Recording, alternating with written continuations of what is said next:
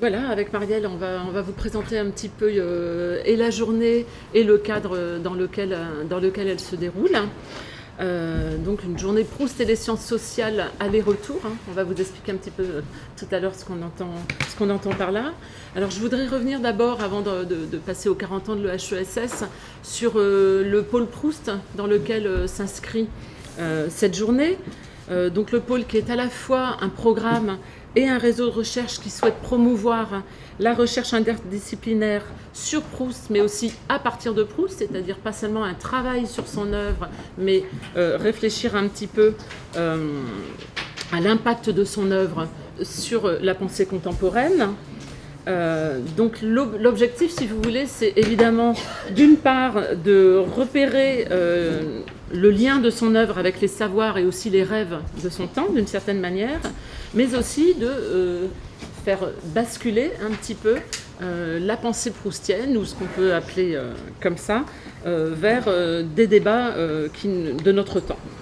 Alors ce pôle a un carnet de recherche qui diffuse les activités des chercheurs qui font essaimer l'œuvre de Proust dans le domaine des sciences humaines et sociales, mais aussi dans celui des sciences du vivant. C'est quelque chose un petit peu différent et il y aura des activités qui seront organisées autour de cette question des sciences du vivant à l'époque de Proust. Alors nous accueillons aussi des chercheurs, notamment Erika Fulop qui nous fait le plaisir d'être ici, Audrey Serfon qui sera là aussi. Alors avec ce pôle, nous souhaitons mettre en relief les transversalités de questionnement, mais aussi leur décalage entre littéraires et philosophes, littéraires et linguistes, sociologues, anthropologues, historiens ou traducteurs, pour n'en citer que quelques-uns. Et pourquoi un pôle Proust et pas un pôle Artaud, par exemple, mais ce qui serait assez légitime dans la mesure où Artaud a constitué un référent important pour les penseurs du XXe siècle et aussi du XXIe. Alors, il me semble que le cas de Proust était exemplaire à bien des égards. S'il a été très tôt repéré à l'étranger par les philologues, par les philosophes, qu'on pense à Curtius, Spitzer, etc., c'est seulement à partir des années 50 véritablement que Proust devient un classique, et on pourrait revenir sur cette question du classicisme proustien, puisque vous savez qu'il a théorisé cette notion à plusieurs reprises. Je vais aller vite, mais vous savez qu'il y a des raisons éditoriales, une énorme masse d'écrits proustiens qui sont publiés, notamment chez Gallimard dans la recherche, dans la Pléiade aussi, au début des années 50. Il y a aussi des raisons politiques qui font que Proust devient finalement un auteur lisible. Il y a aussi à la même époque l'édition des correspondances avec sa mère, avec Jacques Rivière, qui engendre finalement une redécouverte générale d'un auteur qui était jusqu'alors loin de faire l'unanimité, ou qui hantait la pensée secrètement, presque de façon inavouable. Et je pense par exemple au revirement complexe de Sartre, qui, par exemple, dans le Carnet Midi, en 1924, voit en Proust un tonique et un excitant qui est pour lui une incitation à la réflexion, et Proust qui devient ensuite un fantôme duquel il faut se délivrer. Ça, c'est dans un article sur Husserl qu'il commence à écrire en 1934, qui est publié en 1939, et qui va republier dans Situation 1 en 1947. Alors, Lévinas revient en 1987 sur Proust, et il me semble que le lien peut se faire ici avec la question des sciences sociales, qui est l'objet de notre étude aujourd'hui. Et il explique en effet que si Proust peut analyser ses affects et ses impressions, mais aussi la société de son temps et les façons multiples par lesquelles les individus tentent de s'y insérer, de s'y faire une place, etc., c'est à partir d'une perspective d'objectivité. Donc il y aurait une objectivité interne à la recherche, mais cette objectivité s'ouvre au cœur même de l'intimité subjective, et c'est là qu'on peut peut-être essayer d'analyser la posture d'un certain sociologue qui serait interne au moi du narrateur. Et je cite Lévinas: « Tout se passe comme si un autre moi-même doublait constamment le moi, dans une inégalable amitié, mais aussi dans une froide étrangeté que la vie s'efforce à surmonter », écrit-il, page 120.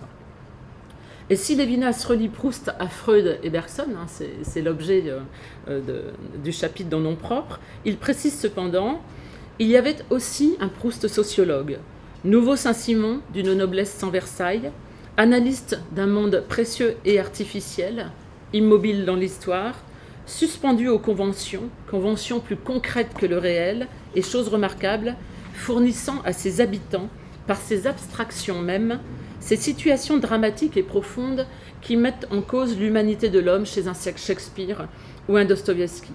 Alors, vous voyez, bien sûr, il y a peut-être des présupposés dans cette analyse en termes de mondanité ou d'immobilisme, certains attendus par rapport aux sciences sociales, mais ce qui est aussi intéressant, c'est l'idée que les situations dramatiques et profondes, c'est l'idée que les aventures, l'insolite, le romanesque, naissent finalement aussi de l'analyse du monde social et qu'il n'y a pas une opposition. Et il conclut, nous n'avons pas changé tout cela, mais la minutie de l'analyse qui naguère nous émerveillait ne vaut plus à nos yeux par elle-même, et les explications qui dans l'œuvre de Proust souvent s'ajoutent à l'analyse ne nous convainquent pas toujours. Alors j'imagine que les intervenants de la journée d'aujourd'hui vont nous expliquer s'ils sont convaincus ou non par les analyses du monde social selon Proust, ou les analyses de l'intégration et de l'incorporation, de la socialisation selon lui. Alors l'essentiel pour moi avec ce type de citation, c'est évidemment de suggérer que le romancier est bien devenu, pour les penseurs d'après les années 50, en gros, un référent majeur, y compris comme repoussoir ou comme point aveugle, et je pense ici à Foucault, qui aurait très bien pu faire l'objet d'une intervention ici, Foucault, qui étrangement a mésusé et a évité ou contourné Proust d'une certaine manière. Et il faudrait peut-être comparer d'ailleurs avec les interventions de Proust chez Bourdieu, où on est dans peut-être des touches comme ça qui font sens. Alors ces penseurs ne cessent de faire commerce avec l'œuvre de Proust, faire commerce, y compris pour la trafiquer, pour notre plus grand bonheur.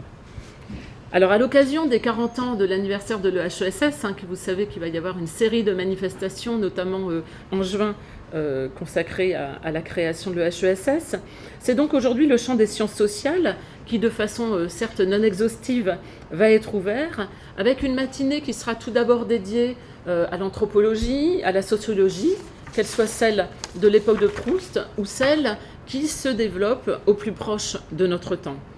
Et cet après-midi va nous proposer un élargissement vers la naissance des sciences humaines et sociales à travers des réflexions qui reviendront sur les sciences religieuses, l'imagerie médicale et tout son cortège, j'imagine, de normalisation, ou les statuts de l'intelligence et de l'intellectuel.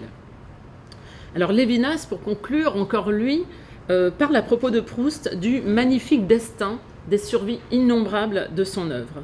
Et en effet, la recherche met en jeu des problématiques que notre contemporanéité invente et reformule à partir d'elle, à partir de cette œuvre.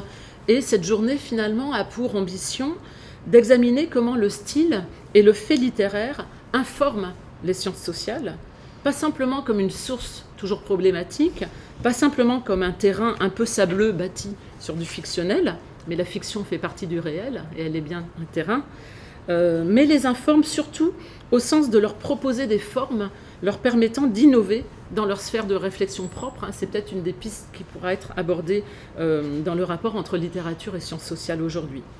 La question de la diversité des points de vue, celle de l'ambiguïté fondamentale des personnages proustiens, ambiguïté, sournoiserie, dissimulation, etc., d'autant plus importante qu'elle est toujours elle-même prise dans les raies de la temporalisation, c'est-à-dire que c'est une ambiguïté qui, en plus, évolue, oriente, me semble-t-il, les chercheurs vers une approche du style et des formes, pas simplement des contenus et des représentations. Alors c'est vers ces croisements, mais aussi vers ces tensions qu'il ne faut pas nier, entre la fiction narrative, les situations socio-historiques et la création intellectuelle que nous serons conduits lors de cette journée, qui va donc effectuer de constants allers-retours, d'une part, on l'a vu, entre l'époque de Proust et la nôtre, d'autre part, entre le souci littéraire des formes et des rythmes et l'exigence de compréhension, de renouvellement et d'invention des sciences sociales. Voilà pour la présentation, et Marielle, je pense qu'il y a... Oui, juste deux mots, moi, en fait, pour remercier Anne de m'avoir associée à cette journée, puisque c'est elle la proustienne, c'est elle l'initiatrice du pôle Proust, et donc elle a eu elle a eu la gentillesse de m'y associer, mais l'ensemble de la journée lui doit tout, depuis la conception du propos jusqu'à l'organisation la plus matérielle dont elle a dû malheureusement beaucoup se charger. Et je voudrais juste ajouter 2 choses. La première, c'est que l'on salue 2 absents, mais qui seront sans doute présents dans nos travaux. 2 absents ici de l'école, Vincent Descombes et Antoine Lilti, qui étaient bien sûr conviés à la journée. Bon, c'était très significatif pour nous que parmi des voix essentielles en philosophie, en histoire, Proust soit présent, au titre d'objet, mais aussi au titre... disons d'une pensée qui cogne à la vitre, enfin de quelqu'un à qui on ne peut s'empêcher de penser quand on entre dans certains espaces sociaux, comme le monde du salon qu'a étudié Antoine Lilti. Donc voilà, on espère que d'une façon ou d'une autre, ils pourront s'associer à l'une ou l'autre de ces manifestations proustiennes. Et la deuxième chose, peut-être simplement que je voudrais dire, c'est que Proust a évidemment un statut très particulier. Enfin, dans toute mobilisation de la littérature au sein d'une démarche de pensée du social, mais d'une démarche de pensée de façon beaucoup plus générale. Il a un statut si particulier que c'est sans doute dans la façon dont on parle de Proust que l'on fait surgir les convictions les plus profondes sur ce que l'on a à dire de la littérature, mais aussi sur ce que l'on a à dire avec la littérature. Donc ça n'est pas un exemple parmi d'autres de la façon dont les sciences sociales mobilisent la littérature, la font parler, la contournent ou au contraire la mettent à profit. Ça n'est pas un exemple parmi tant d'autres, Proust. C'est un point d'autorité, c'est le terrain sur lequel surgissent les convictions. Voilà. Et je pense que chacun de ceux qui vont prendre la parole ici, qu'ils soient sociologues ou philosophes ou littéraires, d'une façon ou d'une autre auront, j'espère, à dire avec Proust quelque chose qui tient au cœur de leur propre démarche. Enfin, je crois que Proust a cette vertu-là.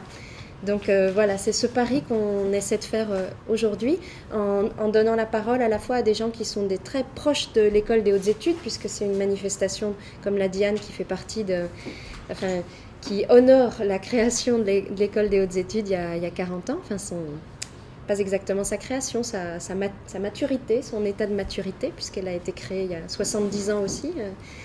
Bref, on y reviendra. Donc, qui donnera la parole à des figures importantes ici de l'EHESS et puis à des figures importantes des études proustiennes en France et au-delà. Donc, merci à tous d'être là. Merci à Anne d'avoir suscité cette journée. Et puis voilà, au travail, on y va. Et merci à Marielle parce qu'elle était évidemment beaucoup plus présente que ce qu'elle m'a dit. Voilà. On est très contente évidemment d'ouvrir la journée avec Barbara Carnevali dont la présence s'impose et qui enseigne cette année même un séminaire sur Proust et les sciences sociales, Proust et Zimmel plus exactement, ici à l'école des hautes études. Barbara Carnevali est ancienne élève de l'école normale de Pise. Elle a travaillé à l'université de Chicago, à l'Institut d'études avancées de Paris. Elle est maintenant maître de conférence ici à l'EHESS. Son travail porte sur la philosophie morale et sociale et notamment sur un domaine qu'elle a contribué à nommer l'esthétique sociale, la dimension esthétique du monde social, donc, auquel elle consacre ici ses enseignements. Elle travaille notamment sur la théorie de la reconnaissance, le pouvoir symbolique, la publicité et la philosophie de la littérature dans une perspective aussi bien historique que théorique. Je cite simplement 2 de ses publications. Un livre sur Rousseau qui a d'abord été publié en italien puis qui a été traduit chez Drose en 2011, Romantisme et reconnaissance, figure de la conscience chez Rousseau. Et puis un livre plus récent, Le apparenze sociali, una filosofia del prestigio, chez Il Mulino en 2012, Les apparences sociales, une philosophie du prestige, un livre qui était né du projet de faire un livre sur Proust. Et peut-être qu'on pourra parler justement de ce que Proust avait d'exemplaire dans ce propos. Elle va donc nous présenter un travail autour de ce qu'elle appelle la micro-esthétique du social, c'est-à-dire d'une sensibilité commune à un certain moment de l'histoire entre sociologues, historiens et romanciers, d'une sensibilité commune aux petits faits de la vie sociale et à ce qu'ils engagent. Voilà, merci beaucoup, Barbara. Merci beaucoup tout d'abord à Anne et Marielle d'avoir organisé cette initiative magnifique et d'avoir donné aussi l'honneur de l'inaugurer ce matin. Je voudrais aussi m'excuser avant de commencer mon propos parce que, comme toujours, quand je parle à l'oral, je dois remanier continuellement mon intervention. Je vais traduire de l'italien. Donc, je m'excuse pour les fautes qui seront encore plus nombreuses que d'habitude. Je voudrais donc présenter pour cette journée consacrée au rapport de Proust aux sciences sociales certains aspects d'une recherche dans laquelle je suis engagée depuis des années et à laquelle, comme Marielle l'a rappelé, je consacre un séminaire ici à l'École des études. Je vais parler notamment de la partie de mon travail qui fait dialoguer la recherche avec la sociologie de son temps et notamment avec cette famille de pensée franco-allemande que j'appellerai la microsociologie et dont les représentants principaux sont Gabriel Tarde et Georg Simmel. La confrontation entre ces deux auteurs me semble cruciale pour comprendre la vision du social qui est propre du roman proustien et pour interroger sa spécifique valeur cognitive. Comme les matériels sur lesquels ma recherche se fonde est très riche, pour les condenser dans un discours accompli, je devrais par nécessité sauter certains passages de démonstrations et d'explications, et je serai heureuse éventuellement de revenir sur ces passages pendant la discussion. Avant d'aborder le cœur du problème, il était nécessaire une brève prémisse méthodologique et historique. La confrontation entre les trois auteurs, Proust, Tarde et Simmel, se fonde en effet aussi bien sur des rapports directs et documentés que sur ce genre de rapports indirects et toujours très souvent très arbitraires qui sont définis dans les titres de communication comme des rencontres manquées. Pour expliciter donc les présupposés scientifiques de mon travail, je voudrais donc préciser que la dette de Proust à l'égard de Tarde a été largement démontrée. Elle est l'objet notamment des études importantes d'Anne Henry et de Luc Fraisse, et je renvoie donc à ces travaux pour toute l'information nécessaire, ainsi qu'à l'intervention de Jacques Dubois, que je suis très heureuse de pouvoir écouter d'ici peu. Autant documenté les rapports entre Tarde et Simmel, qui, entre autres, a recensé positivement les lois de limitation juste après leur publication. Je vais revenir sur le contenu de ce compte rendu qui est très intéressant pour nous. Pour tout ce qui regarde les rapports entre les deux auteurs, je m'appuie notamment sur les travaux d'un spécialiste de Simmel, c'est un spécialiste italien qui s'appelle Andrea Borsari, et qui a beaucoup inspiré certaines de mes intuitions. Pour ce qui concerne Proust et Simmel, en revanche, ils ne se sont jamais rencontrés ni lus réciproquement.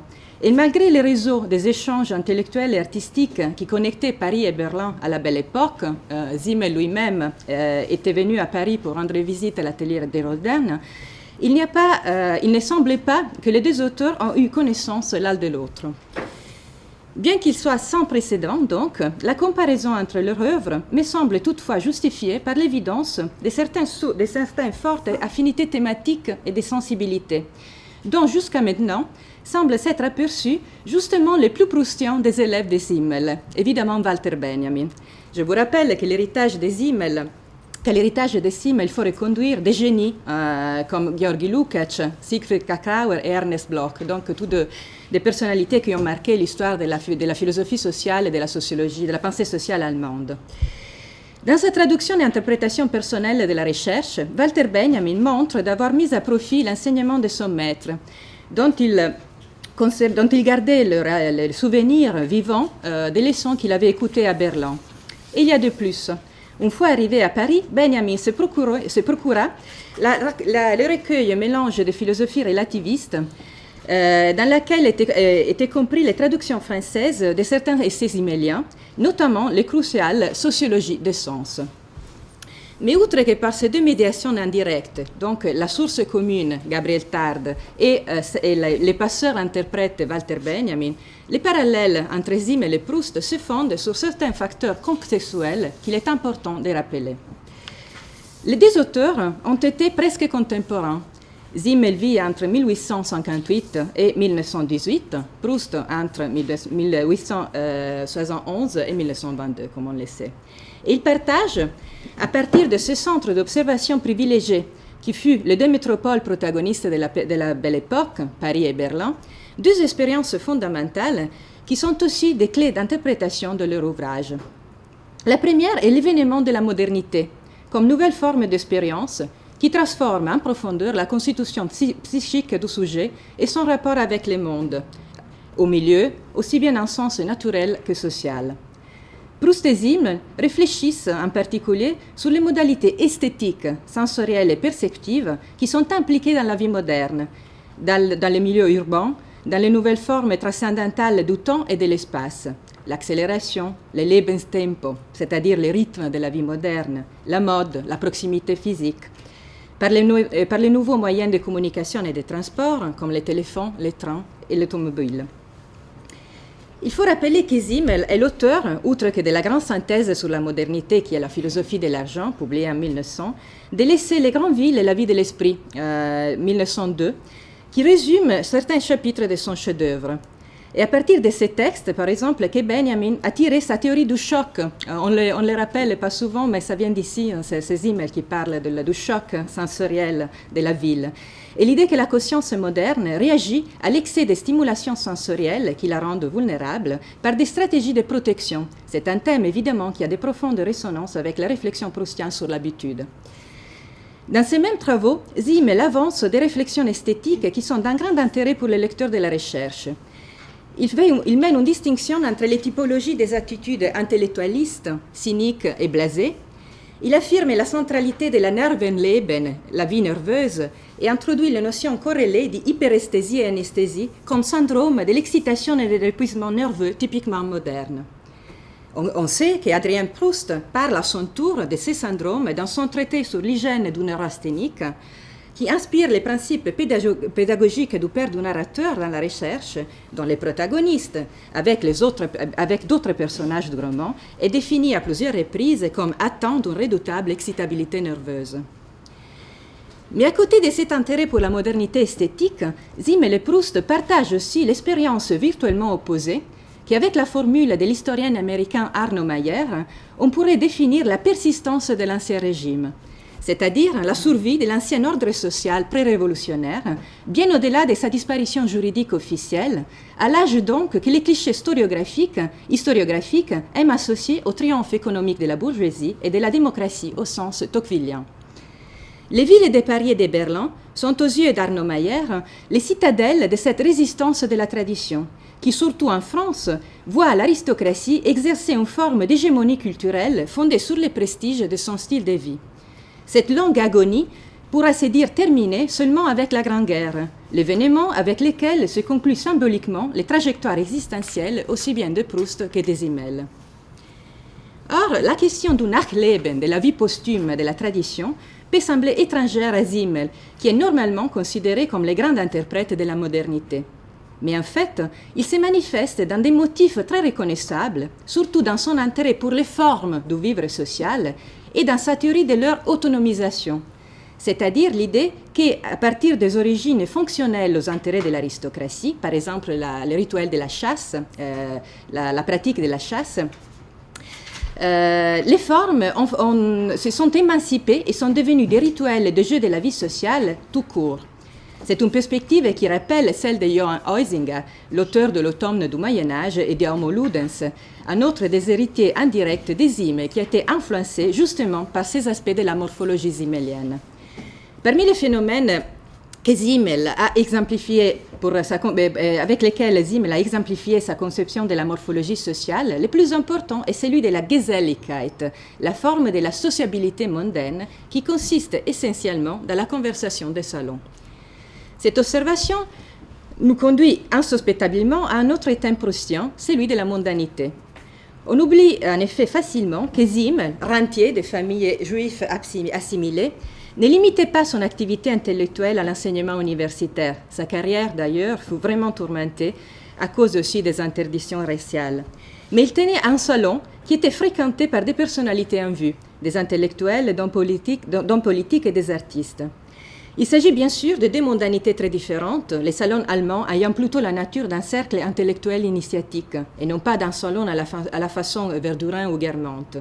Mais il est intéressant de remarquer que la familiarité avec la sociabilité mondaine a causé pour nos deux auteurs des accusations identiques, dilettantisme, impressionnisme et surtout esthétisme, entendu comme l'attitude contemplative élitaire et désintéressée, caractérisée par la distance à l'égard des besoins réels et par la tendance à neutraliser les problèmes économiques, politiques et moraux. À cette perspective, il est spontané de reprocher à nouveau aux deux auteurs, à Simmel et à Proust, l'autre sociologue salonier de la Belle Époque, Gabriel Tarde, qui sera accusé par l'école durkheimienne, de la même manière que Simmel, de dilettantisme impressionniste et de manque de scientificité. C'est donc à partir de cet enchevêtrement d'affinités électives et de relations directes et indirectes que j'essaierai de reconstruire, de retracer la physionomie d'une famille de pensée que j'appellerai justement la microesthétique du social. Je vais construire une espèce de type idéal, utile à interpréter Proust, sans oublier que Simmel et Tarde, qui partageaient des importants aspects de leur travail, qui émergent surtout par négation, dans la négatif, à travers les accusations formulées par leur commun adversaire, gardent des points de distance qui sont autant importants. Donc, le type idéal de la microesthétique du social. Il y a trois aspects dans cette famille idéale typique qui me semblent particulièrement précieux pour interpréter la recherche. Premièrement, l'approche microscopique, c'est-à-dire l'idée de définir le social à la petite échelle, dans le sens aussi bien de la taille physique, les petites interactions qui relient même un nombre très limité de personnes, 2 ou 3, aussi bien que la valeur objective des phénomènes, c'est-à-dire la révélation des phénomènes mineurs et secondaires. Deuxièmement, l'importance des aspects sensibles de l'échange social et donc de leur constitutive dimension esthétique. Enfin, la nature inconsciente de l'interaction sociale dont les lois agissent à l'insu des sujets sociaux qui les subissent. Pour ce qui concerne le premier point, je vais citer comme manifeste la très belle réflexion de Simmel tirée de son introduction à l'essai sur la sociologie des sens, publiée en 1907 et qui sera inclus sous forme d'excursus dans sa grande sociologie 1908. Je vais le lire entièrement. Aujourd'hui, la science sociale en est généralement encore à cette période où elle observe seulement les grandes formes sociales, celles qui sautent aux yeux. Et c'est en se basant sur celles-ci qu'elle veut édifier dans son ensemble la connaissance de la vie sociale. Les États et les syndicats, les différentes formes du clergé et de la famille, les corporations et les fabriques, les formations des classes, la division du travail, voilà les organes et systèmes qui, avec d'autres du même genre, semblent former la société et constituer les champs d'observation des sciences qui se rapportent à celle-ci. À la vérité, ces formes font partie d'un ordre supérieur. Ce sont des cristallisations de la vie réelle des êtres associés. Vie qui se déjoue, pour ainsi dire, d'un cas concret à l'autre. Et cette vie si vibrante, qui enchaîne les êtres les uns aux autres, montre, outre les formes d'association qui peuvent prétendre au titre de ces vastes organismes, un très grand nombre d'autres formes qui restent en quelque sorte dans un état de fluidité et d'écoulement, mais sur lesquelles se fondent néanmoins les relations des individus formant l'état social. Voici des gens qui s'observent, se jalousent, s'écrivent, dînent ensemble, s'habillent ou se parlent les uns les autres, s'attirent ou se repoussent tout à fait indépendamment de tout intérêt palpable. Autant d'exemples choisis au hasard parmi les milliers de rapports momentanés ou durables, quotients ou inconscients, fugitifs ou féconds, qui nous lient sans cesse. Cette déclaration de 1907, comme je le rappelais, correspond à de nombreuses déclarations équivalentes par Gabriel Tarde qui les précèdent. Et c'est justement dans les débats entre Tarde et Durkheim qu'on peut faire émerger pleinement tous les enjeux de cette revendication de la valeur de la petite échelle et la distance qui sépare la famille de la microsociologie de l'école holiste et organiciste qui s'est imposée dans la tradition sociologique académique, surtout française. Dans la version de Simmel, cet enjeu se résume dans une définition du social fondée sur les primats de l'interaction, la primauté de l'interaction, la notion de Wechselwirkung en allemand, c'est-à-dire le plus important concept de la sociologie simmelienne, l'action réciproque. Il y a société là où il y a un lien d'influence réciproque qui n'est pas nécessairement symétrique. Il suffit qu'il y ait un processus de réaction et réaction entre un minimum de deux sujets. Ce qui porte à réévaluer, à côté des grandes entités cristallisées, comme Zim les nomme, qui sont l'objet traditionnel et noble de la sociologie, comme l'État, les classes, les églises, les phénomènes sociaux mineurs, difficiles à saisir parce qu'ils sont à l'état fluide et apparemment insignifiants, sinon même frivoles, comme la mode, la distinction et même la coquetterie, à laquelle Zim l'a consacré un de ses essais plus beaux. Si on revient à Proust, en tenant compte de cette citation, et en particulier de la très belle phrase finale sur les formes fluides du social, faites des gens qui s'observent, se jalousent, s'écrivent, dînent ensemble, s'habillent ou se parlent les uns les autres, s'attirent ou se repoussent, on comprend immédiatement que l'approche microscopique non seulement se prête parfaitement à l'étude du monde social de la recherche, mais en met pleinement en valeur les caractéristiques spécifiques. Il n'y a pas d'épisode du roman, il n'y a presque pas d'épisode du roman qui ne puisse pas être lu dans cette clé. Les liens de jalousie, envie, sadomasochisme qui unissent Swann à Odette, Marcel à Albertine, Tante Léonie à ses domestiques, les contorsions snobs de Les Grandins qui les relient vers les bas à la famille du narrateur et vers les hauts aux aristocratiques. Et encore, les complexes mécanismes d'inclusion et d'exclusion du clan Verdurin, les petits rituels familiers décombrés, les déjeuners du samedi, les promenades, les visites de Swann, les réceptions de Guermantes, les rapports entre les clients et le personnel des grands hôtels de Balbec, les soirées à l'opéra, etc. Ils sont tous des phénomènes dignes et imbibés d'une signification sociale qui mérite d'être déchiffrée et expliquée. Malheureusement, il n'y a pas le temps d'expliciter toutes les implications théoriques et herméneutiques de cette approche. Je peux toutefois suggérer des pistes en évoquant la façon dont des élèves des Zimmel qui sont associés à Proust l'ont développé.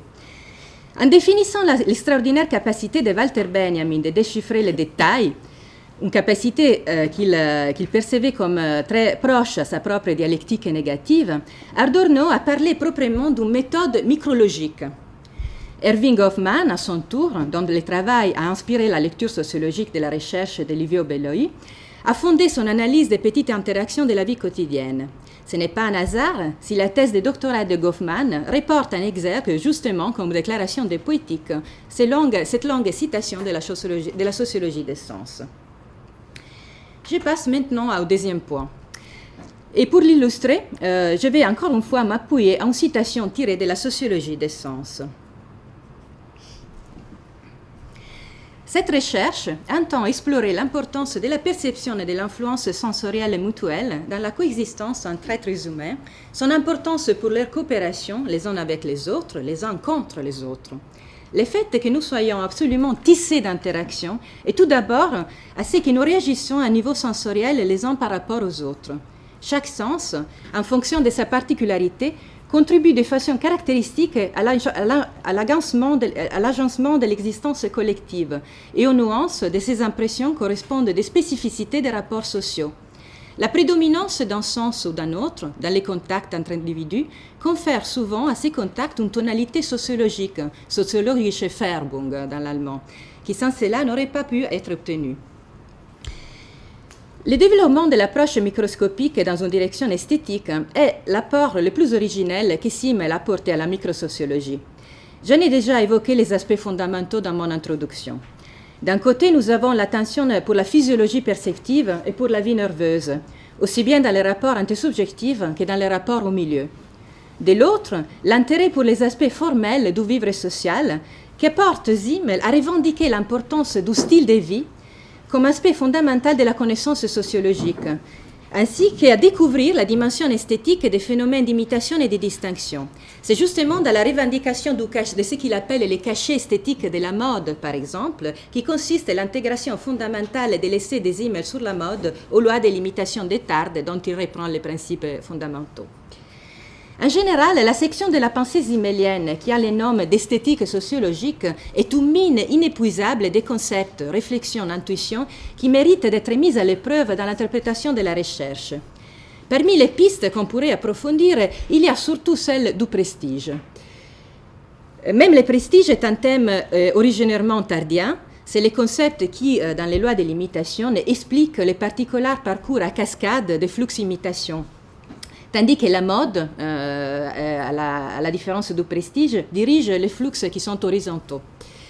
Une analyse similienne pourrait révéler de précieux aspects esthétiques de cette question, tout en commençant par l'insistance avec laquelle Proust décrit la sonorité d'un homme de Guermantes ou les traits formels de leur style de vie. La conception proustienne du prestige se démontre donc comme un cas exemplaire de cette sociologische Färbung qui, et je cite encore une fois Zim, qui correspondent aux nuances des impressions, dont les nuances des impressions correspondent des spécificités des rapports sociaux. Pour cette question et pour d'autres questions de l'esthétique sociale proustienne, je renvoie aux travaux que j'ai déjà publiés, que je ne vais pas résumer ici. Et je passe maintenant au troisième et dernier point. Et pour l'illustrer cette fois, celui qui est relatif à la dimension inconsciente de l'influence sociale, je vais donner la parole à Tarde, mais que je vais citer à travers la médiation des Zim, qui dans son compte-rendu reporte justement seulement cette longue citation dans laquelle les agents sociaux, qui sont définis comme traversés par des flux d'imitation et des distinctions de mode et de prestige, sont comparés à des somnambules. Donc c'est la phrase de Tarde que Zim reprend dans son compte-rendu. L'état social, comme l'état hypnotique, n'est qu'une forme de rêve, un rêve de commande et un rêve en action. N'avoir que des idées suggérées et les croire spontanées, telle est l'illusion propre au somnambule et aussi bien à l'homme social. Penser spontanément est toujours plus fatigant que penser par autrui. Aussi, toutes les fois qu'un homme vit dans un milieu animé, dans une société intense et variée, qui lui fournit des spectacles et des concerts, des conversations et des lectures toujours renouvelées, il se dispense par degrés de tout effort intellectuel. Et s'engourdissant à la fois et se surexcitant de plus en plus, son esprit se fait somnambule. C'est l'état mental propre à beaucoup de citadins. La société, c'est l'imitation, et l'imitation, c'est une espèce de somnambulisme. C'est une phrase qui pourrait figurer en exergue à un essai sur la nature de l'expérience mondaine de la recherche, dont elle explique l'effet à la fois excitant, magnétique et hypnotique sur l'expérience de ce personnage, comme Marcel et surtout les stériles Swann, voient bloquer leur capacité de création. Aussi bien pour Proust que pour Tarde et Zim, l'expérience sociale est fondamentalement inconsciente. Elle passe à travers des flux de suggestions dont les sujets sociaux ne sont pas conscients.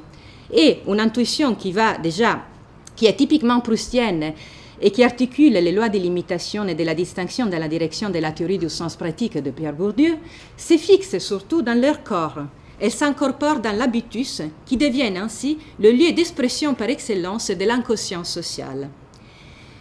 Parmi les nombreuses scènes paradigmatiques de la recherche, je voudrais citer l'épisode de la soirée de l'amitié, au cœur du volume de Guermantes, celui dans lequel Saint-Loup fait un bond spectaculaire, un voltige, en sautant sur les fauteuils d'un restaurant, sous les yeux pleins d'admiration de tous les clients, et surtout, en premier lieu, de Marcel. À propos de ces manières aristocratiques qui ont incorporé le prestige de sa classe d'appartenance, à l'insu et même en contraste contre ces nobles et sincères convictions démocratiques, le narrateur commente. Pour que le corps de Saint-Loup fût habité par tant d'aristocratie, il fallait que celle-ci ait déserté sa pensée, tendue vers de plus hauts objets, et résorbée dans son corps, s'il fut fixé en ligne inconscient et noble. Même dans ces cas, la question esthétique se révèle déterminante. Les apparences sociales sont la dimension sensible dans laquelle l'inconscient corporel se manifeste dans la sphère publique et parle son langage symptomatique, et à la fois la dimension par laquelle l'interprète doit partir pour déchiffrer leur signification occulte et l'essence du comportement social. Comme dans une espèce de psychanalyse sociale, il faut donc partir des symptômes pour arriver aux lois qui sont ignorées par les sujets qui les subissent. Je voudrais donc conclure cette brève réflexion en soulevant une question qui me semble décisive. Si, comme je l'ai soutenu jusqu'ici, la vision proustienne du social a des profondes affinités avec la microsociologie de son époque, de laquelle elle partage les mêmes types de regards à la petite échelle, la même sensibilité pour les aspects esthétiques et sensibles du social et les mêmes intérêts pour leur nature inconsciente, qu'est-ce qu'il y a d'unique dans la connaissance de la société et de la recherche en tant qu'œuvre littéraire? En quoi les romans proustiens se distinguent des analyses des Tardes et des Himmel en se démontrant irréductibles? Pour le dire autrement, quelle est la différence spécifique qui sépare un grand sociologue et un grand romancier? J'ai essayé d'offrir une première réponse à ces questions dans un essai que j'ai publié il y a quelques années dans les Annales sur la tradition de l'étopée, dans lequel je m'approprie de l'idée de philosophie du roman défendue par Vincent Descombes dans son livre sur Proust. Aujourd'hui, je voudrais toutefois suggérer une réponse différente, fondée sur l'articulation que la forme romanesque particulière adoptée par Proust permet d'instituer entre deux diverses formes de connaissance du social. La connaissance objective, fondée sur un point de vue extérieur au monde qui est l'objet d'étude, et la connaissance subjective, celle qui vient de l'expérience participante. On peut donc distinguer dans la recherche ces deux modalités cognitives. D'un côté, nous avons un monde social régi par les lois de l'imitation et de la distinction, traversé par des flux de mode, par des courants magnétiques de prestige. Les acteurs sociaux sont agis par ces lois inconsciemment comme des somnambules de Tardes. Les narrateurs les observent, les décrivent et déchiffrent leur comportement comme les symptômes d'une vérité profonde qui est ignorée par leur conscience et qui révèle sa signification sociale à la une de l'opération cognitive que nous avons définie de psychanalyse sociale. Dans des moments pareils, Proust attribue au narrateur un point de vue de nulle part, celui qui détient une vérité sur le monde social qui est ignorée par ses participants. Et il s'aligne donc naturellement dans cette concession de la science sociale qui, de Lévi-Strauss à Bourdieu, attribue à l'intellectuel la tâche de rendre consciente la caution à travers une œuvre d'objectivation. En se délivrant des lois du magnétisme social, seul réveillé parmi les somnambules, les narrateurs est comme les scientifiques qui mettent au jour les structures objectives du monde social, selon les mots de Simmel que je vais citer par sa recension à Tardes. Ces imitations qui traversent les groupes de part en part et les ressemblent dans une forme unique de vie veillent à rester inconscientes parce qu'elles vont de soi pour les individus. Porter leur entendu et leur influence à la conscience scientifique est une recherche très avisée et qui peut être riche de conséquences. Et toutefois, ces premiers points de vue, objectivants, cohabitent et se mêlent avec une autre perspective, celle du héros protagoniste de l'histoire, Marcel, lequel observe et surtout vit le monde social du point de vue de l'indigène qui lui appartient. Cette perspective ne peut plus être neutre et objective. Elle est partielle et nécessairement biaisée par des désirs et des intérêts situés. Surtout, elle conserve un élément d'inconscience qui rend le point de vue subjectif victime des mêmes illusions dans laquelle est immergée toute la société dans son intégrité. Or, bien qu'il semble idéalement dépassé par l'universalité du premier, ce second point de vue intègre et enrichit la méthode de la connaissance objective par deux aspects fondamentaux, un aspect psychologique et un aspect moral. D'un côté, en effet, le regard phénoménologique de l'intérieur permet d'étudier les effets de l'illusion sociale du point de vue du sujet qui l'a subi. Cette perspective interne se révèle extrêmement précieuse dans le cas des phénomènes esthético-sociaux qui nous tiennent au cœur, parce qu'elle permet de montrer les points dans lesquels la loi sociale s'articule à la psychologie individuelle, tout en révélant, par exemple, les mystères de la production et de l'efficacité du prestige sur la psyché individuelle. Par exemple, le rôle que les désirs d'une vie meilleure et l'imagination anticipante ont dans la création du snobisme. En développant les parallélismes entre l'expérience du snob et celui de l'amoureux, qui est un des leitmotivs caractéristiques de la recherche, nous pourrions dire que les points de vue internes révèlent les mécanismes psychologiques du snobisme, qu'Adorno a défini justement comme l'érotisation de la hiérarchie sociale, avec la même finesse et pertinence avec laquelle elle révèle les mécanismes de l'énamourement. Et il ajoute un morceau fondamental à notre psychanalyse du monde social, le point de vue du patient qui raconte son histoire. Mais surtout, il ne faut pas oublier que le point de vue subjectif est celui d'un personnage qui fait expérience tout au long d'une narration et dans le temps.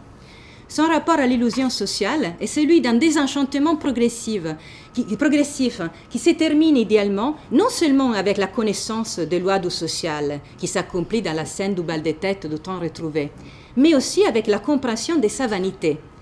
les moments les moments où Héros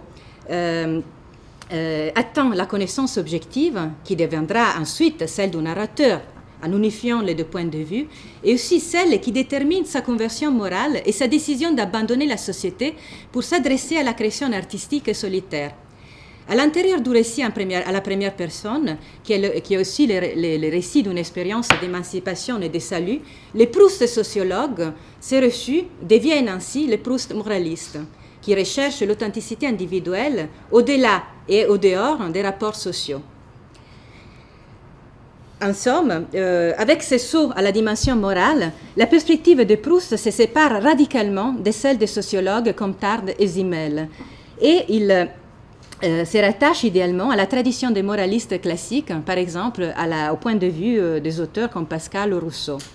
L'étude des lois sociales ne vise pas une connaissance scientifique et désintéressée du monde social, mais se justifie à l'intérieur d'une philosophie morale plus élargie, ambiguë des critiques, c'est-à-dire la dénonciation de l'aliénation mondaine qui corrompt le moi et l'éloigne de ses véritables fins, et nettement subjective. Ce qu'il est en jeu, en dernière analyse, ce n'est que le celui individuel qui est indifférent de toute dimension collective et politique.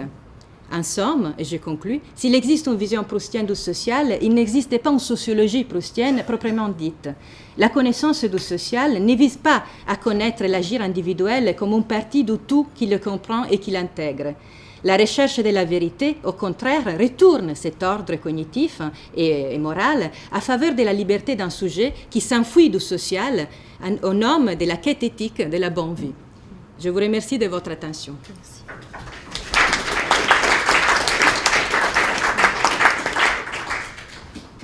Merci beaucoup. On va se donner quelques minutes de questions. Moi, je reviendrai volontiers sur la citation proustienne qui me semble très bien appuyer la conclusion. Enfin, je trouve très juste de dire qu'il y a une vision proustienne du social et qu'elle est partagée avec la sensibilité de la microsociologie, mais pas une sociologie de Proust. Et peut-être que c'est ce qu'on perçoit justement dans cette citation qui dit pas seulement que l'aristocratie est fixée dans son corps, mais qu'il a fallu qu'elle déserte sa pensée. Oui. Et c'est bien cet équilibre entre